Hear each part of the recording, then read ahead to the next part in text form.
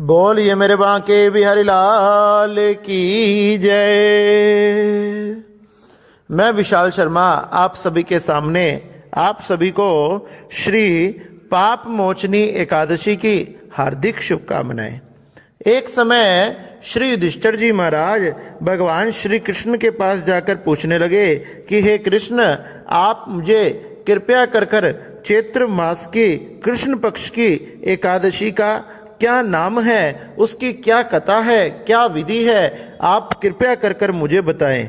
भगवान श्री कृष्ण कहने लगे कि हे राजेंद्र, चैत्र मास के कृष्ण पक्ष की एकादशी का नाम पाप मोचनी एकादशी है। यह जीवन के समस्त पापों को नष्ट करने वाली, जन्म जन्मांतर के पापों को नष्ट करने वाली तथा समस्त सुखों को देते हुए बैकुंठ धाम की प्राप्ति को कराने वाली है। इस एकादशी के प्रभाव से बड़े पाप जलकर भस्म हो जाते हैं तथा भगवान के भगवत कृपा की प्राप्ति होती है। इसलिए प्राय सभी मनुष्यों ने इस व्रत को जरूर धारण करना चाहिए।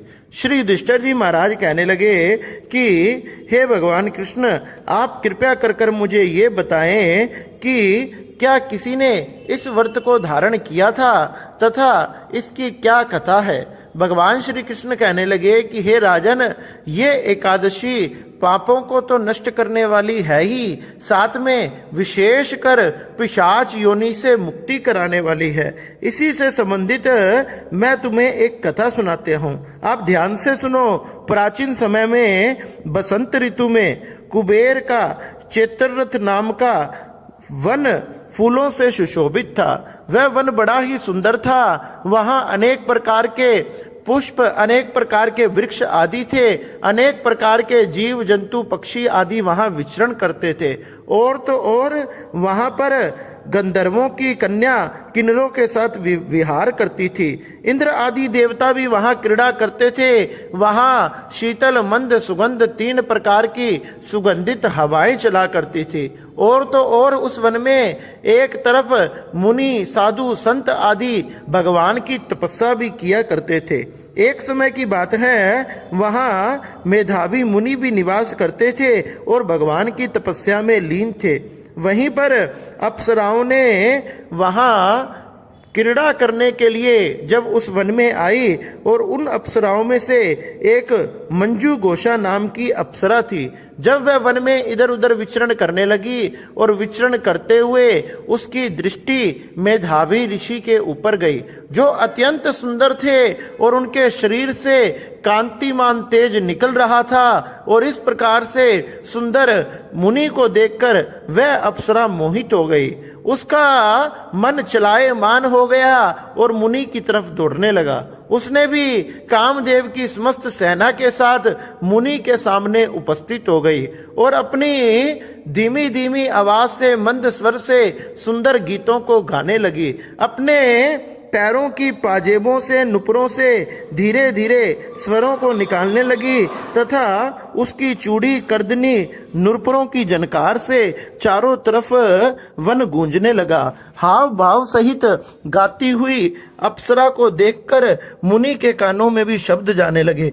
मुनि ने धीरे धीरे अपने नेत्रों को खोला और क्या देखा, उनके सामने बहुत सुंदर अप्सरा नृत्य कर रही थी। जैसे ही मुनि ने अपने नेत्र खोलकर देखे, वह अप्सरा मुनि के सामने आकर बैठ गई और मुनि ने भी उन्हें स्वीकार कर लिया। इस प्रकार से उन महात्मा को तथा मंजू घोषा नाम की अप्सरा को साथ में समय व्यतीत करते हुए दिन रात सुबह शाम का भी ध्यान नहीं रहा। इस प्रकार उन्हें बहुत से वर्ष व्यतीत हो गए। एक दिन मंजू घोषा ने स्वर्ग को जाने का विचार किया तथा वह सोचने लगी कि अब मैंने जाना चाहिए। इसलिए वह मुनि से कहने लगी कि हे मुनि, अब मुझे घर जाने की आज्ञा दीजिए।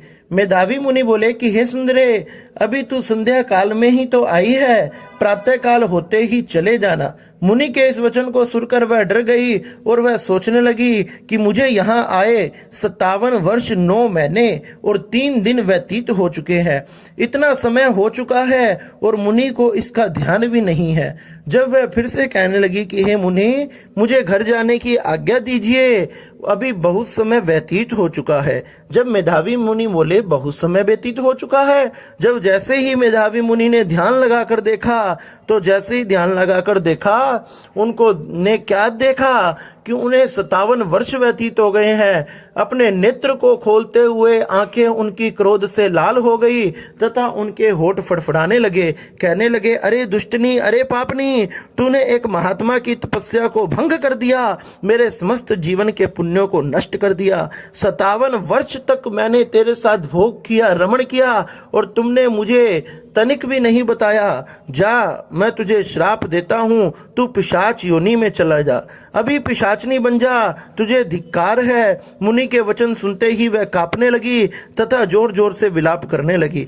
मुनि के चरणों में बार बार बैठकर विनती कहने लगी कि हे मुनि, मैंने इतने वर्षों तक आपकी सेवा की है, कृपया कर कर मुझे आप इस पाप योनि से निकालने की कोई मार्ग बताइए, कोई उपदेश दीजिए। जब वह बार बार विनती करने लगी तो मुनि ने बताया, चैत्र मास के कृष्ण पक्ष में पाप मोचनी नाम की एकादशी आती है।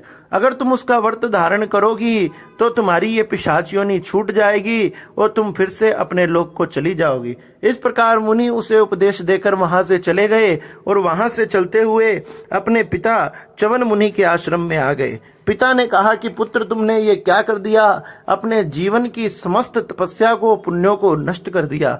जब मेधावी ऋषि कहने लगे कि हे पिताजी, आप मुझे कृपया कर कर कोई प्रायश्चित बताइए जिससे मेरे समस्त पाप नष्ट हो जाएं, तो पिताजी ने भी यही कहा कि तुम भी चैत्र मास में कृष्ण पक्ष की पाप मोचनी एकादशी को धारण करो। इसको धारण करने से तुम्हारे पर्वत के समान पाप भी नष्ट हो जाएंगे। पिताजी के कहने से मुनि ने इस व्रत को धारण किया तथा समस्त पापों से छूट गए तथा भगवान का भजन करते हुए भगवत धाम को चले गए। मंजू घोषा नाम की अप्सरा ने भी इस व्रत को धारण किया, भगवान का पूजन किया, भगवान का कीर्तन जागरण करते हुए एकादशी का दिन व्यतीत किया, तो वह भी वह अपनी पिशाचनी योनि से मुक्त हो गई तथा दिव्य रूप को धारण कर कर सुंदर अप्सरा बनकर स्वर्ग को चली गई। इस प्रकार से हे युधिष्ठिर जी महाराज, जो इस दिव्य व्रत को करता है, भगवान का भजन कीर्तन आदि करता है, एकादशी को जागरण करता है, उसके जन्म जन्मांतर के पाप नष्ट हो जाते हैं तथा उसे भी वैकुंठ की भगवत कृपा की, भगवत धाम की प्राप्ति होती है। इसलिए प्राय सभी मनुष्यों ने इस व्रत को अवश्य धारण करना चाहिए। बोलिए नारायण भगवान की जय।